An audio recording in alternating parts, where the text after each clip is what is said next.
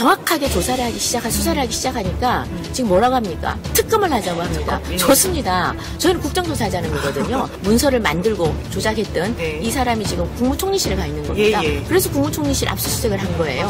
사실 한국당이 가장 약한 것이 뭐냐면 선동에 약합니다. 부정에 약하고 조작에 굉장히 약합니다.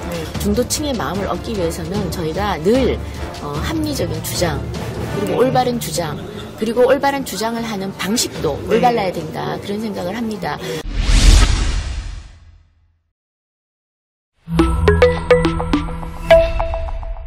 어제 청와대와 경찰의 선거 개입 의혹을 수사 중인 검찰이 국무총리실을 압수수색했습니다. 문모 사무관의 업무 관련 기록 등을 확보했는데요. 문 사무관은 청와대 민정비서관실 행정관으로 근무하던 2017년 10월 송병기 울산시 경제부시장으로부터 김기현 당시 울산시장 측근 관련 비리 의혹을 제보받아 첩보 문건을 생산했습니다. 문 사무관이 생산한 문건은 경찰청을 거쳐 같은 해 12월 울산경찰청에 하달됐다고 하는데요. 울산경찰은 이를 토대로 작년 6.13 지방선거에 임박해 김 전 시장 측근들의 비리 의혹을 수사했지만 검찰은 대부분 무혐의 처분한 것입니다. 이와 관련해서 김기현 전 시장은 송 부시장 등이 제보한 내용과 청와대 첩보 문건은 구체적인 의혹 내용에서 가감 등이 이루어진 전혀 다른 문건이라며 사실상 청와대가 청부 수사를 한 것이라고 주장하고 있습니다. 이것만 봐도 검찰의 국무총리실 압수수색은 매우 적절한 검찰의 조치인 것 같은데 또 이걸 가지고 여권에서는 검찰을 비판하고 있습니다. 공수처 설치를 주장하기 전에 이미 존재하는 사법부 기관을 좀 내버려줬으면 하는 마음입니다.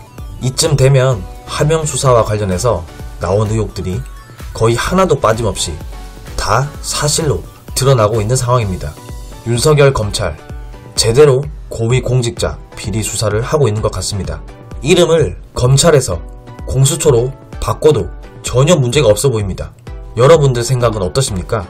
그럼 자연히 공수처도 생기는 거고 여야가 싸울 일도 없는 거고 누이 좋고 매우 좋고.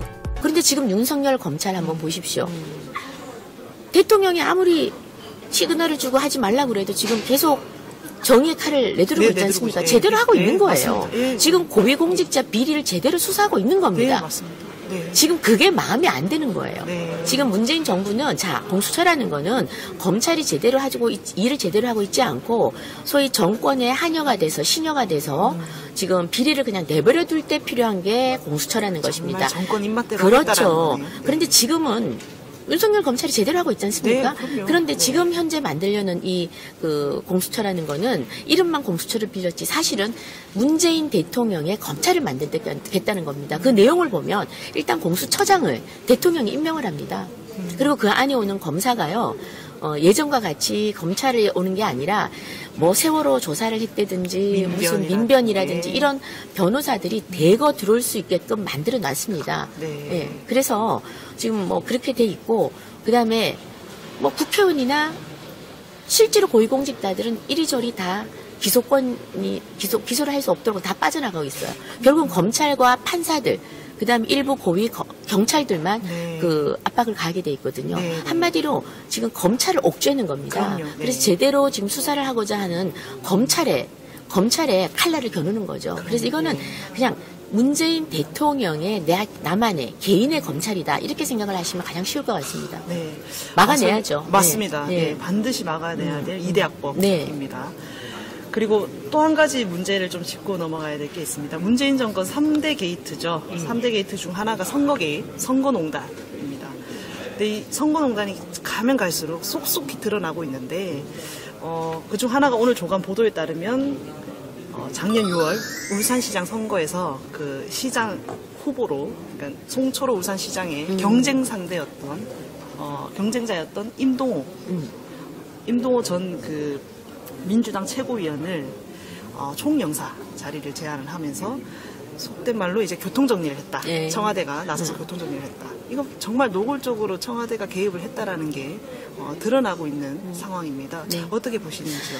여러분 기억하실 겁니다. 박근혜 대통령이 박근혜 대통령 시절 청와대가 선거 여론조사를 했다. 네, 그렇죠. 라는 것 때문에 박근혜 대통령이 지금 2년 징역형을 선고받았습니다. 그렇습니다. 네.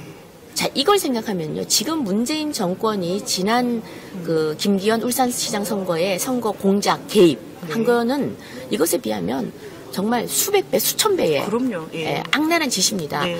아주 간단합니다. 자, 대통령의 30년 직위 송철호라는 사람을 울산시장을 시키기 위해서, 울산시장을 시키기 위해서 현직 시장이었던 한국당 그 후보였던 김기현이를 철저하게 조사를 합니다. 그 조사도 청와대에서 기획수사를 하면서 마치 제보가 들어온 것처럼 거짓말을 하는 거죠. 그러나 청와대가 다 꾸며내는 겁니다. 자, 김기현 주위에 누구누구를 수사하라까지 이름까지 적어서 다 경찰청에 하달을 합니다. 네. 하명 수사를 시키는 거죠. 그럼요. 예, 네. 그렇게 하는 것이고, 자, 그다음 자기들끼리는 또 송철호와 같이 경쟁하는 사람들을 다 정리를 누가 하느냐? 민정, 청와대.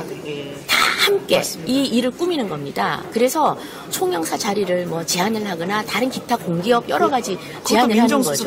예, 민정수석, 정무수석실 다 지금 합작을 해서 하는 겁니다. 맞습니다. 그래서 대통령 친구 하나, 자, 대통령 문심이죠. 문심이 문 대통령이 만들어낸 시장 하나 만들기 위해서 온 청와대에 비서관, 민정수석, 총동원됐네요.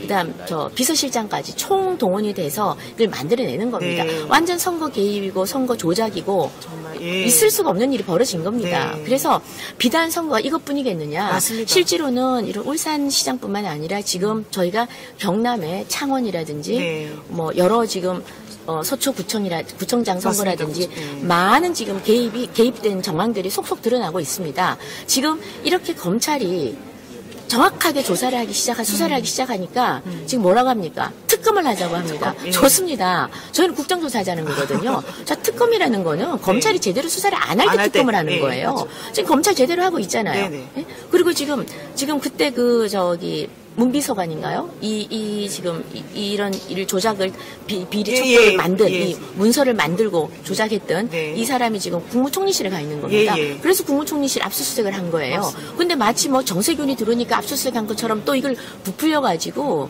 이상한 방향을 끌고 가는데 정확한 게 지금 압수수색을 잘 한 겁니다. 압수수색을 해서 검찰이 철저하게 지금 소위 말하면 그 송병기입니까? 부시장. 부시장 그 업무 일지에 이 청와대에서 하명했다라는 게 다 하나하나 기록이 돼 있다는 거 아닙니까? 출마 권유를 넘어서서. 출마 권유하고 뭐 어떤 다 기록이 돼 있다라는 건데 이 업무 일지가 있기 때문에 이제는 사실관계를 하나하나 밝혀내는 일만이 남았습니다. 그래서 이렇게 지금 선거에 대통령과 청와대가 직접 개입해서 이렇게 선거 공작을 하고 조작을 하고 지시를 하고 한 것, 이거는 엄청난 지금 게이트인 거죠. 그런데 문재인 대통령이 진짜 한마디도 안 하고 있단 말입니다. 그리고 중요한 것이 지방선거도 이 정도인데 이제 내년 총선 때는 사실 이런 일이 없으리라는 보장이 두렵죠. 두렵죠. 그래서 저희가 오늘 우리 최고위에서 선거 중립 내각이라는 이야기를 한 이유가 뭐냐면요. 지금 선거를 전체를 총괄하는 선관위 위원장이 누굽니까? 여기도 민주당 사람 아닙니까? 민주당 추천이고 민주당 사람이에요. 그리고 이걸 총괄하는 행안부 장관. 진영 그 민주당 더불어민주당의 그 의원이십니다. 이분 출신이 또 행안부 장관으로 가 있고요. 그야말로 선거가 어디로 갈지 어떤 부정선거가 어떻게 이루어질지 모르는 겁니다. 맞습니다. 그들의 손아귀 안에 있는 거죠. 그러니까 지금 사실 한국당이 가장 약한 것이 뭐냐면 선동에 약합니다. 부정에 약하고 조작에 굉장히 약합니다. 근데 조그마한 실수와 잘못이 있어도 한국당은 굉장히 죄책감을 느끼고 죄스러워하고 사과하고 이럽니다. 근데 저들은 민주당은 어떤 죄를 짓더라도 뻔뻔합니다. 뒤집어 씌웁니다. 적반하장. 뒤집어 씌우고 그리고 마치 깨끗한 척하고 정의로운 척합니다. 맞습니다. 착한 척하면서 나쁜 짓을 하는 겁니다. 그럼요. 거기에 우리 이제 선량한 국민들이 이제 점점점 분노하기 시작한 겁니다. 그래서 저같이 초선 의원도 아직까지 능수능란하게 선전선동을 잘 못하지만 저는 진실은 통한다고 보고요. 언젠가는 정의는 끝까지 싸우면 저는 분명히 이긴다고 믿는 사람입니다. 우리가 비록 저런 그 선전선동술에 좀 약한 면이 없지 않아 있지만 그러나 올바른 생각을 가지고 우리가 힘을 합쳐서 민주당의 이런 그 악랄한 이런 뭐 진짜 전법, 폭거 이런 거 우리가 저희가 맞서 싸운다면 작은 물방울이 모여서 거대한 물결을 만들어낸다고 저는 생각을 하고요. 근데 그런 민심들이 모여서 사실은 국회 앞에서 규탄대회도 하고 했었는데 이제 국회를 봉쇄 조치를 했습니다. 전면적으로.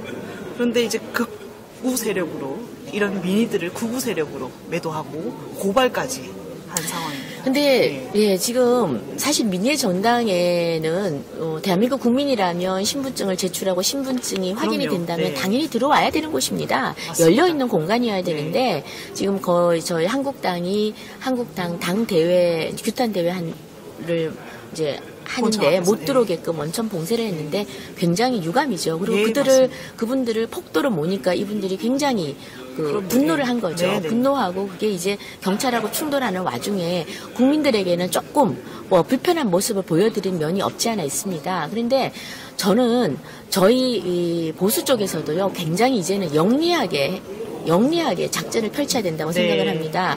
국민들의 눈을 항상 저희가 생각을 해야 된다고 생각을 합니다. 왜냐하면 수많은 국민들은 아직까지 표심을 정하지 못한 40%의 중도층이 계십니다. 네. 우리가 이 중도층의 마음을 얻지 않고서는 결코 승리할 수 없다는 생각이 들고요. 중도층의 마음을 얻기 위해서는 저희가 늘 합리적인 주장, 그리고 올바른 주장, 그리고 올바른 주장을 하는 방식도 올바라야 된다. 그런 생각을 합니다. 그래서 그 어떤 화가 나면 욕도 나오겠죠. 그러나 욕설이나 또는 폭력이나 이런 것들은 좀 자제를 하시고 그래야 된다고 봅니다. 그렇게 하고 올바른 주장을 끊임없이 우리가 그 간디가 정말 그 존경받는 이유가 비폭력 저항을 했기 때문이거든요. 그래서 저는 비폭력 저항을 하면서 올바른 주장을 할 때 중도에 있는 국민들도 우리 목소리에 귀를 기울이지 않을까 그런 생각을 합니다. 여러분들의 추천, 구독, 공유, 후원이 자유 대한민국을 지킵니다.